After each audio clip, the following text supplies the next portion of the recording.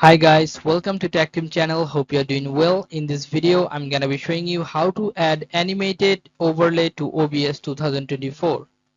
So let's go to the OBS first.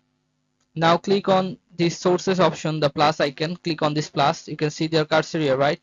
Click on plus and you'll find here media source. Click on media source. Now click on OK. Now you can see the browse option here. You have to click on the browse and choose the animated overlay from your computer like this one and click on open. I don't have any animated in my computer, but in your case I'm showing you like this. Let's see, this is a animated overlay. You have to click on OK, open, then click on OK. Then you can see that the media sources has been created. You can double click on this and you can choose this loop. Okay, now you can click on create. OK.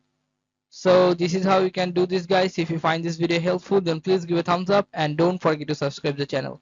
Thank you so much for watching the video.